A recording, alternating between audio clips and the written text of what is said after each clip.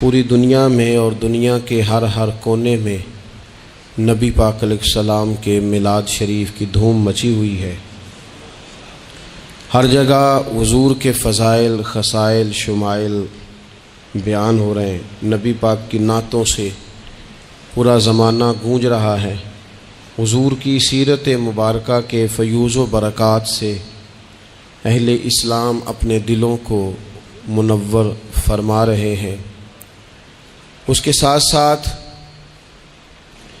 حضور علیہ السلام جو روشن، خوبصورت، چمکدار تعلیمات لے کے دنیا میں تشریف لائے، وقت جیسے جیسے گزر رہا ہے لوگ محسوس کر رہے ہیں کہ نجات اگر ہے تو اسی رستے میں ہے جو مدینے والے رسول نے عطا فرمایا ہے صلی اللہ تعالی علیہ وسلم۔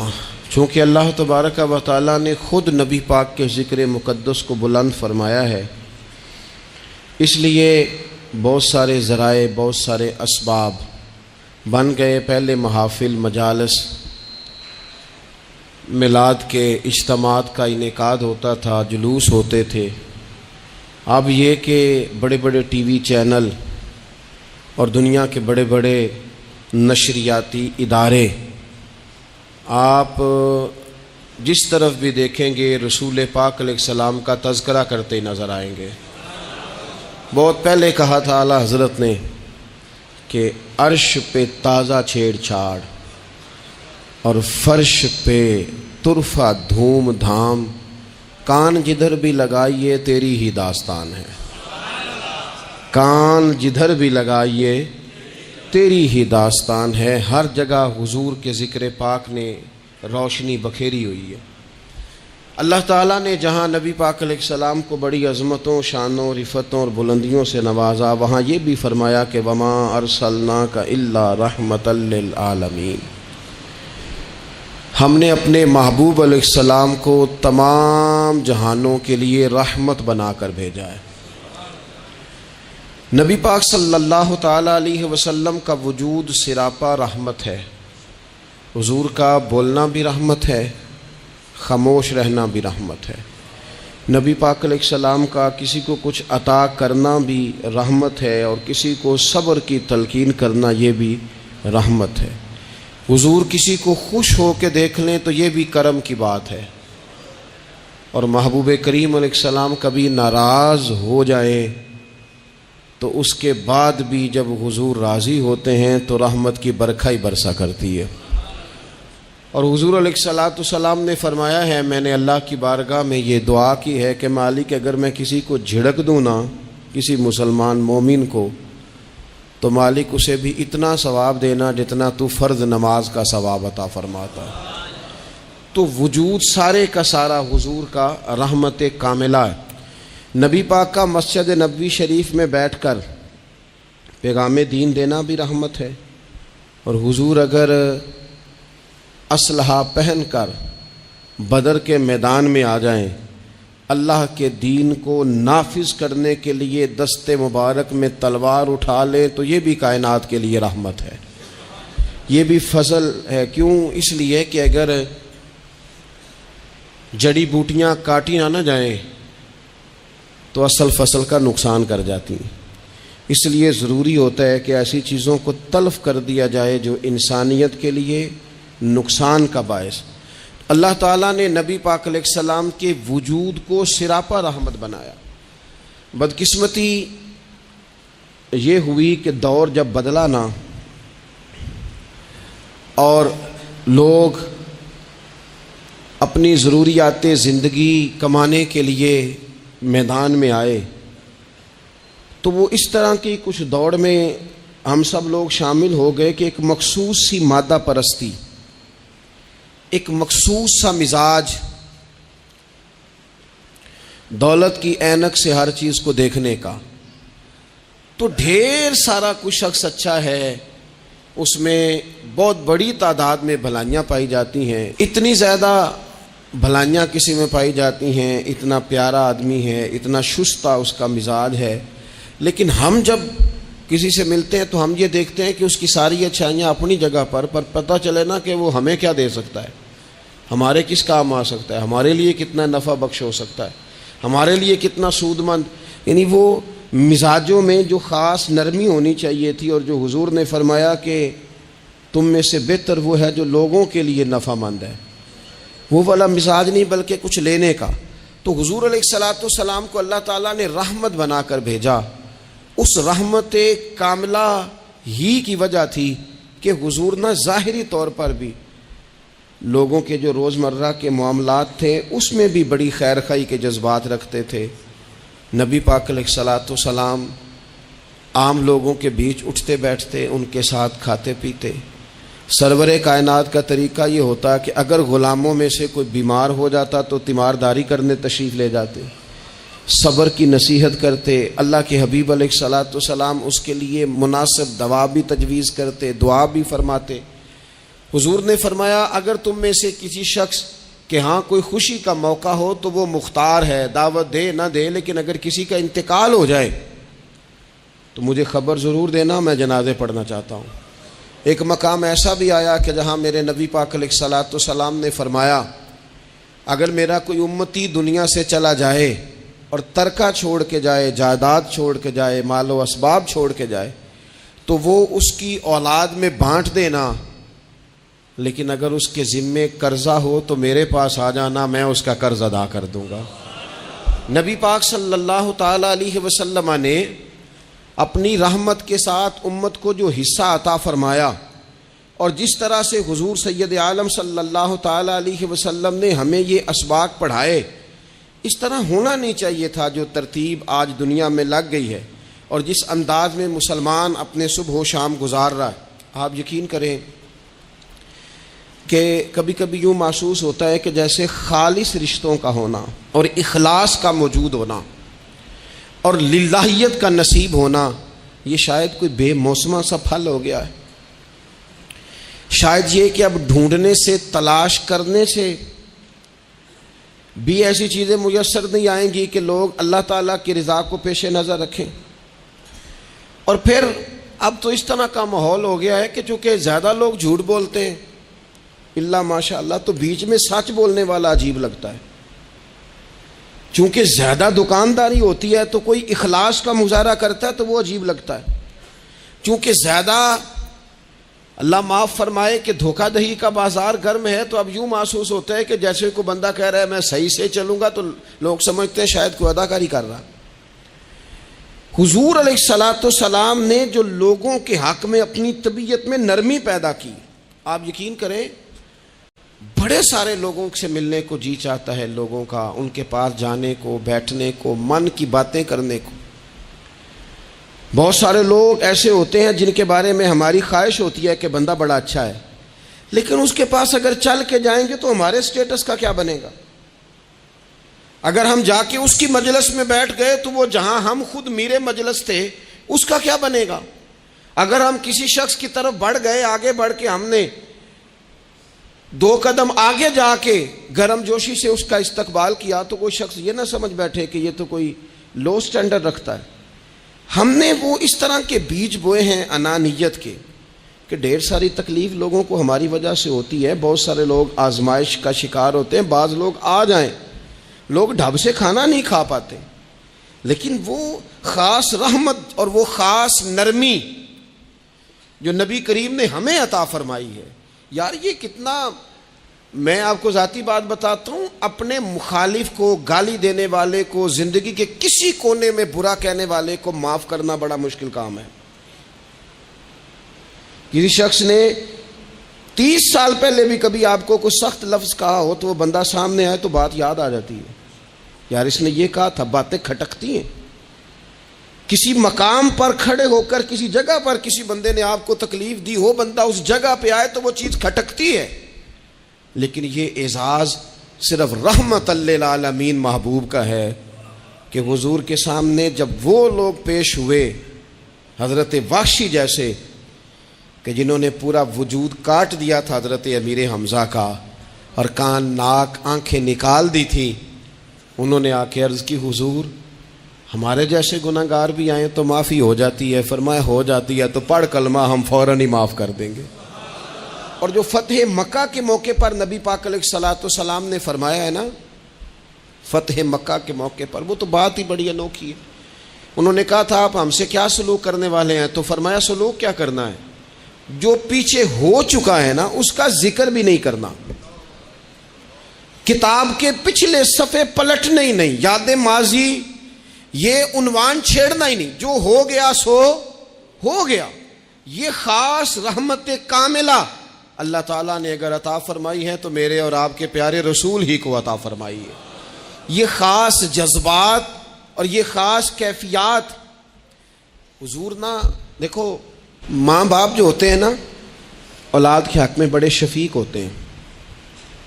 میں بڑی ذمہ داری سے بات کرنے لگا ہوں، ماں باپ کے ساتھ اگر کوئی سب سے بڑھ کے زیادتی کرتا ہے تو کرتی بھی اولاد ہی ہے۔ بڑا کچھ کر جاتے ہیں بچے، بعض ایسی باتیں بھی کر جاتے ہیں کہ جو ان سے نہیں کرنی چاہیے، لیکن کہو نہ والد صاحب سے کنارہ کر دیں بچے سے، جس کے 9 بیٹے بھی ہیں اسے بھی کہو نا کہ تو کر ذرا کنارہ کر کے دکھا، نہیں کر سکتا۔ وہ شفقت پدری جو رب نے اس کے سینے میں رکھ دیا وہ کیسے نکالے گا؟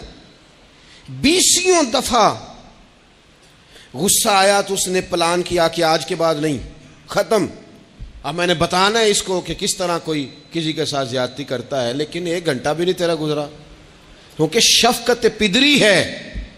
خدا را یہ میرا اور آپ کا سب کا معاملہ، اس کو سمجھیے گا، شفقت پدری۔ اگر مرشد ہو نا کبھی مرشد کریم، تو پرخشیں اڑا دینے والوں کو بھی سینے سے لگانے کا حوصلہ رکھتا ہے، چونکہ وہ شیخ جو ہے اس کا دل جو بڑا ہے۔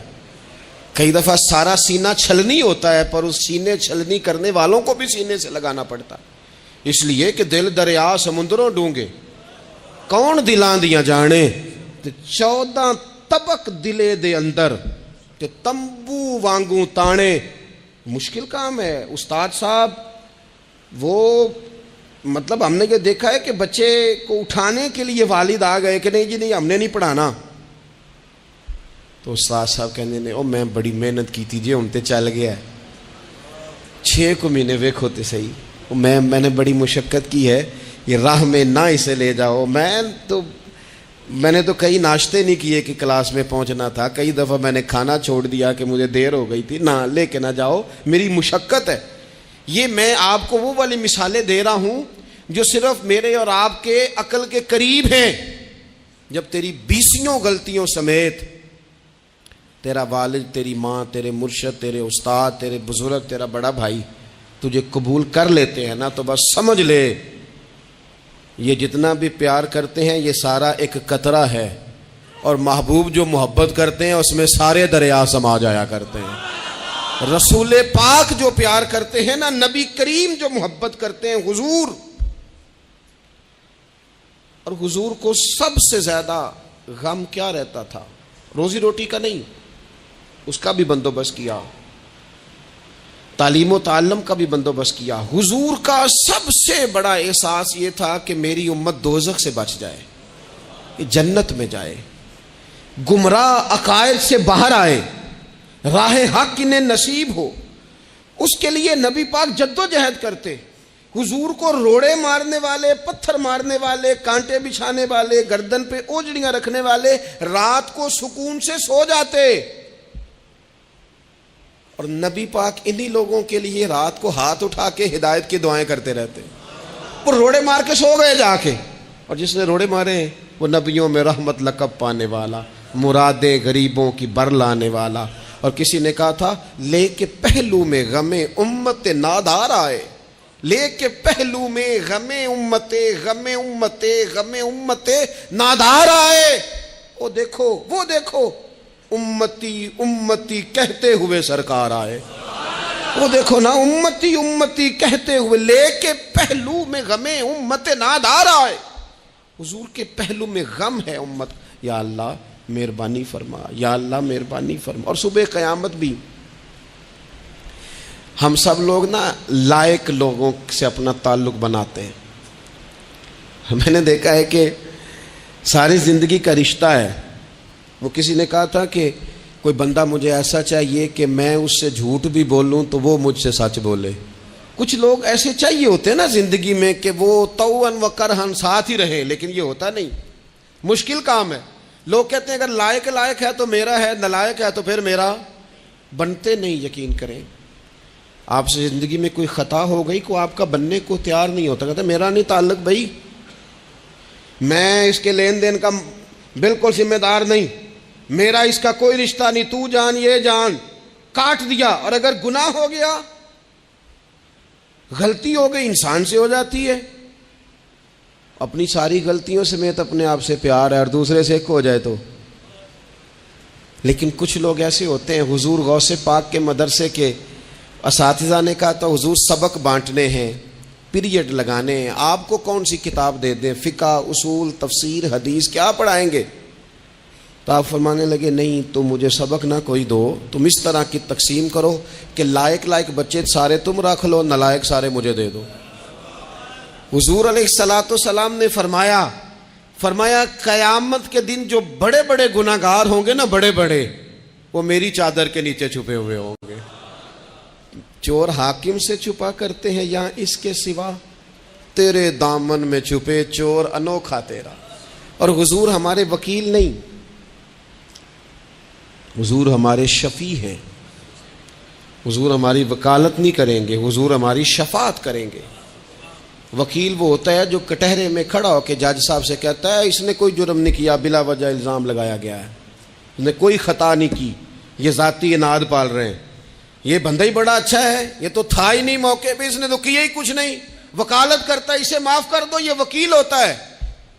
اور شفیع وہ ہوتا ہے جو کہتا ہے اس نے سارا کچھ ہی کیا ہے پر میں جو آ گیا ہوں، سارے جرم اس نے کیے ہیں پر میں آ گیا ہوں نا، میرا آنا دیکھا جائے اور اسے معاف کر. تو نبی کریم علیہ الصلوۃ والسلام نے خاص، اور پھر کچھ ایسی چیزیں جو بالکل سادی تھیں اس کا بھی نبی پاک صلی اللہ تعالی علیہ وسلم نے لوگوں پر بوجھ نہیں ڈالا. حضرت سیدنا ابن مسعود رضی اللہ تعالیٰ عنہ فرماتے ہیں، مسلم شریف میں موجود ہے، کہتے ہیں حضور ہمیں کبھی کبھی واز سنایا کرتے تھے، ہر روز تقریر نہیں سناتے تھے. یا رسول اللہ صلی اللہ علیہ وسلم ہمارا دل کرتا ہے. فرمایا میں نہیں چاہتا کہ تم تکلیف میں آ جاؤ. حضور فرماتے ہیں میں لمبی نماز پڑھانا چاہتا ہوں، پیچھے سے کوئی بچہ رو پڑتا ہے، میں اللہ کی نماز مختصر کر دیتا ہوں. نبی پاک صلی اللہ تعالیٰ علیہ وآلہ وسلم کی عادت مبارکہ تھی. حضور سواری پہ چل رہے ہوتے تھے تو کوئی غلام ساتھ چلنا چاہتا تھا تو فرماتے تھے میرے ساتھ آ کے سواری پہ بیٹھ جا. یا رسول اللہ میں آپ کے ساتھ نہیں بیٹھ سکتا، میں تقاضا ادب ہے کہ میں آپ کے ساتھ نہ بیٹھوں. تو حضور فرماتے پھر واپس چلا جا، میری طبیعت گوارا نہیں کرتی کہ میں سواری پہ چلوں اور میرے ساتھ جو لوگ ہیں وہ پیدل سفر کریں.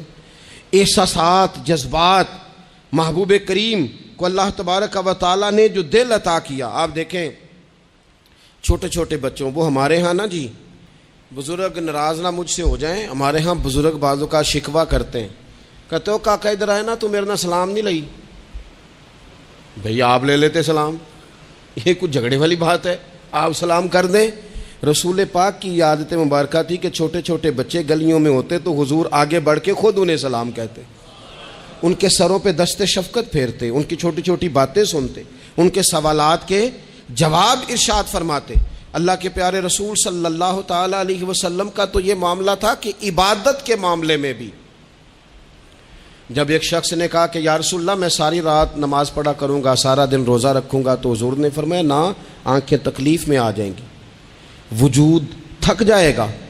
ایک سرکار کی زوجہ محترمہ ام المومنین نے رسی باندھ لی تھی مسجد نبوی میں کہ میں جب تھک جاؤں گی تو ٹیک لگا لوں گی، پر میں نے پڑھنی ساری رات ہے نماز. اللہ کے محبوب نے فرمایا جتنی دیر طبیعت اجازت دے اتنی دیر پڑھو، باقی آرام کرو. اور فرمایا تمہاری آنکھ کا بھی تمہارے اوپر حق ہے، تمہارے وجود کا بھی تمہارے اوپر حق ہے. یہ ساری چیزیں نبی پاک صلی اللہ تعالی علیہ وسلم کی امت کے ساتھ رحمت پر دلالت کرتی ہیں. اسی طور پر آپ دیکھیں کہ نبی کریم علیہ السلام نے 2-3 دن تراویح پڑھی، پھر صحابہ جمع ہو گئے، زیادہ لوگ آ گئے تو سرکار اندر سے باہر ہی نہیں آئے، حجرے میں رہے. فجر کے وقت آئے تو فرمایا مجھے پتا تھا تم سارے انتظار میں ہو اور تم نے دیر تک میرا انتظار کیا، میں جان بوجھ کے نہیں آیا. کیوں نہیں آیا یا رسول اللہ صلی اللہ تعالی علیہ وسلم؟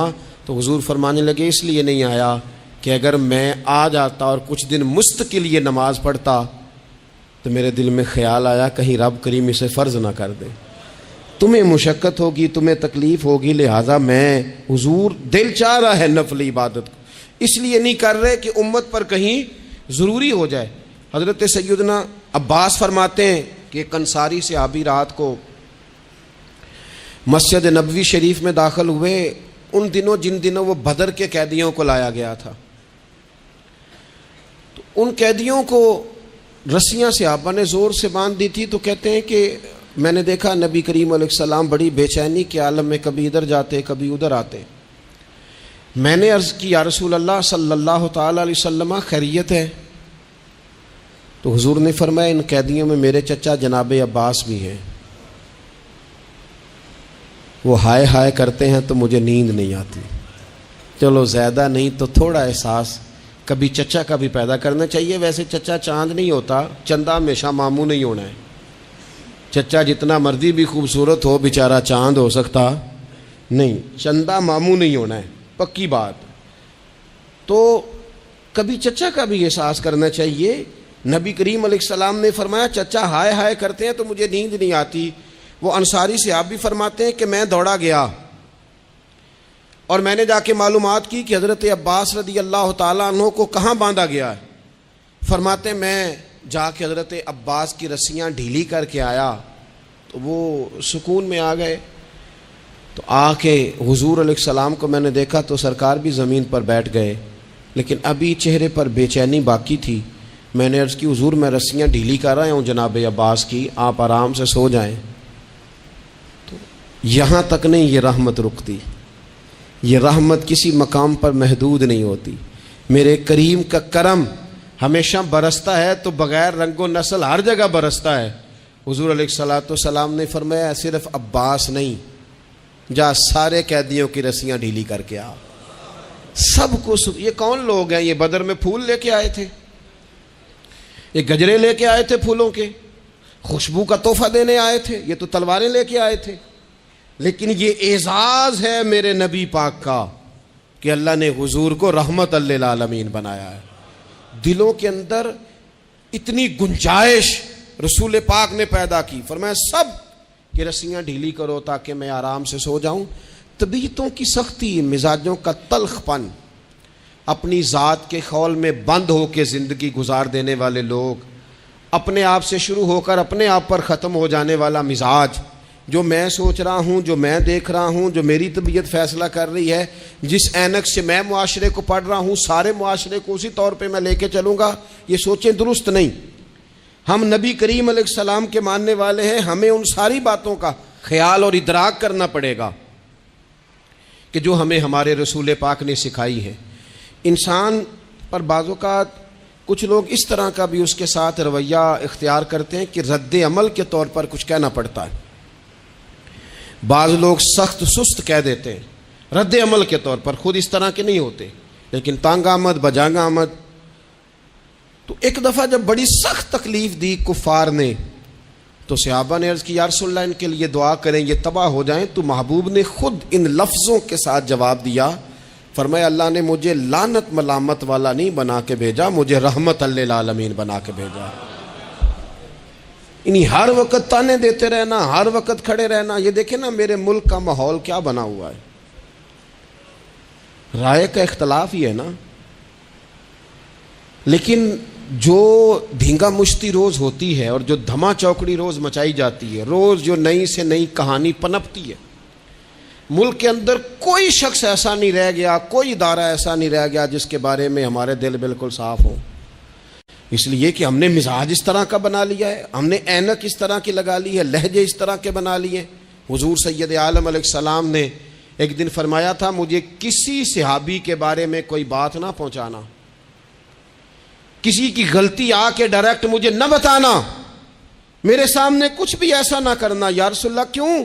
فرمایا میں چاہتا ہوں میرے دل میں سب کے لیے گنجائش ہے تو گنجائش ہی رہے، لوگوں کو خوش گمان رہنے ہی نہیں دیا جاتا، اچھی سوچیں پیدا کرنے کے موقع ہی نہیں دیے جاتے۔ وہی بدگمانیاں ہیں، وہی ماحول کے اندر شدت ہے، وہی انداز ہمارا اس طرح کا ہے، اور وہی کچھ ہم کر رہے ہیں، اور سارے ہیں کہ ایک ہی لاٹھی کے ساتھ ہانکے جا رہے ہیں۔ خدا را چیزوں کو دیکھیں اور غور کریں کہ ہم نبی پاک صاحب الاولاق سید عالم صلی اللہ تعالی علیہ وسلم کے ماننے والے ہیں۔ پھر ایک اور بات، حضور کی رحمت چونکہ کامل ہے تو حضور علیہ السلام کا ایک طریقہ ہے۔ دنیا میں دو طرح سے لوگ اپنا آپ ثابت کرتے ہیں۔ ایک پورے ماحول میں لوگ اندھیرا کرنا چاہتے ہیں تاکہ میں صحیح طرح چمک جاؤں، وہ پھر بتاتے ہیں کہ اس وقت دنیا میں کوئی آدمی بھی میرے سوا ٹھیک نہیں ہے۔ کسی کا بھی تذکرہ ان کے سامنے کیا جائے تو ایک دو چار کمزوریاں اس کی وہ بتا دیتے ہیں، کیونکہ وہ فل اندھیرا کرنا چاہتے ہیں اور سمجھتے یہ ہیں کہ جب میں اندھیرا کروں گا تو پھر میں زیادہ چمک جاؤں گا۔ اس لیے باقاعدہ منصوبہ بندی کی جاتی ہے اور باقاعدہ لوگ بٹھائے جاتے ہیں اور کردار کشی کرنا ایک پورا ماحول بنا دیا گیا، اور کوئی بھی شخص اس سے مبرہ نہیں، وہ دینی تعارف رکھتا ہو یا دنیاوی تعارف رکھتا ہو، سیاسی سماجی معاشرے میں کوئی مقام رکھتا ہو یا سیاسی قد کاٹ سے اس کا تعارف ہو، کردار کشی عام بنا دی گئی اور اس پر لوگ خوش ہوتے ہیں۔ میرے بھائیوں، نبی کریم نے بھی اپنا اثبات کیا ہے، لیکن رسول پاک کا طریقہ یہ نہیں ہے کہ کسی دوسرے کی نفی کر کے ہی اپنا اثبات ہوتا ہے۔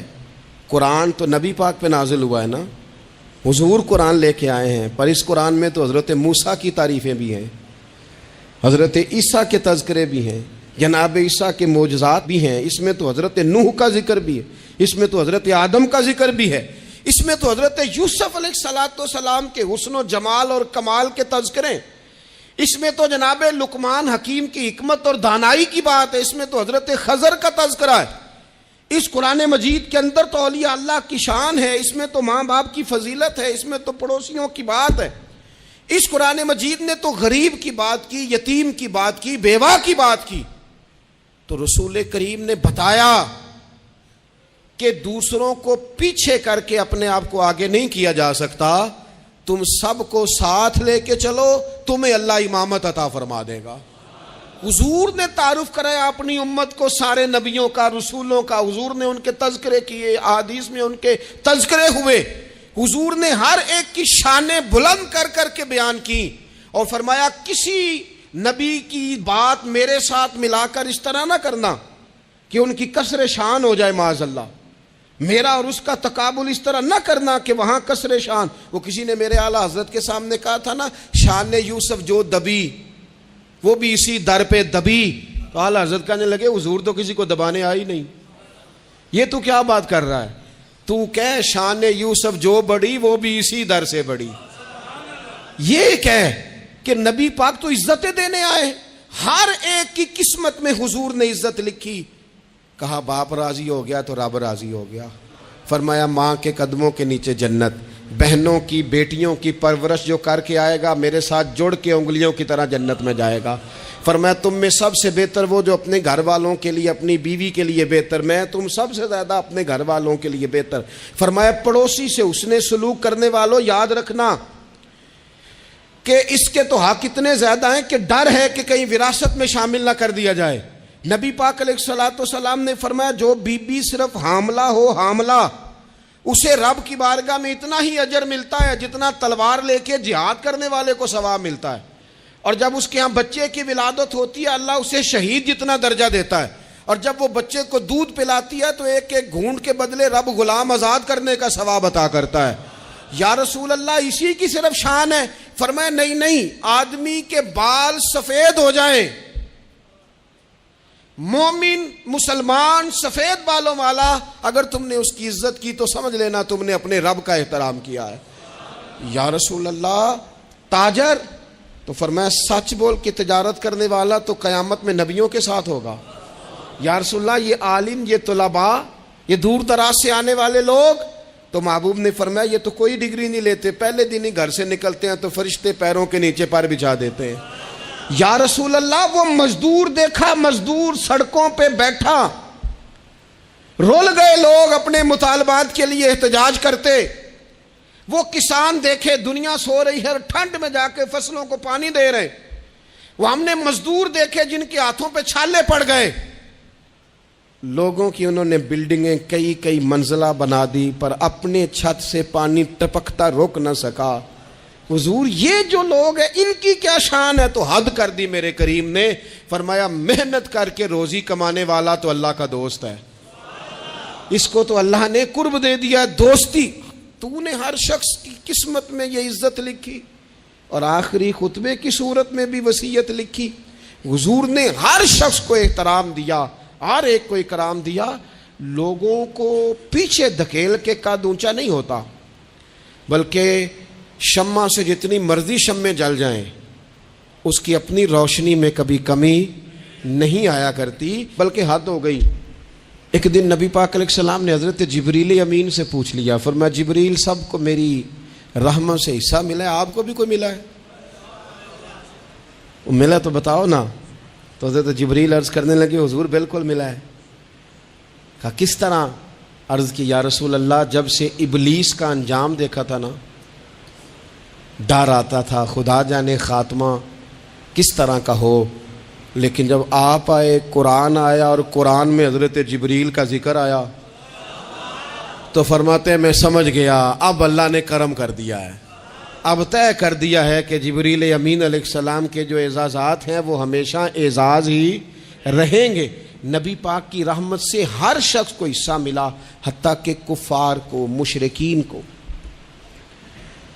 منافقین کو۔ رسول پاک علیہ السلام ہر ایک کے لیے رحمت بن کے تشریف لائے، یہاں تک کہ جانور بھی حضور کے پاس آتے تھے تو اپنے دکھ سنا جاتے تھے، حضور تو ان کو بھی تھپکیاں دیتے، تسلیاں دیتے۔ حضرت انس بن مالک کہتے ہیں لوگوں مجھے وہ دن بھولتا ہی نہیں جس دن نبی پاک مکے سے ہجرت کر کے مدینے آئے تھے۔ لوگ گلیوں میں، چھتوں پہ حضور کی اونٹنی کے گرد یا رسول اللہ یا محمدہ کی صدائیں ہم نے اپنے کانوں سے سنی۔ ایک بڑی شان رکھنے والا قبیلہ بنو نجار، اس کی بچیاں کونے میں دف لے کے بیٹھ گئیں، کہنے لگی یہ نہ سمجھنا کہ ہم کوئی عام ہے، ہم بہت بڑے خاندان کی بیٹیاں ہیں، لیکن آج یہاں اس لیے بیٹھی ہیں کہ دیکھو تو صحیح ہمارے پاس آیا کون ہے۔ وہ ننھی بچیاں جو بیٹھ کر وہاں دف بجاتی تھیں وہ رسول پاک کی جانب اشارے کر کے گاتی تھیں اور کہتی تھی ہم ہیں بچیاں نجار کے عالی گھرانے کی، ہمیں خوشی ہے آمنہ کے لال کے تشریف لانے کی، خوشی ہے آمنہ کے لال کے، بس رہے گا یوں ہی ان کا چرچا رہے گا۔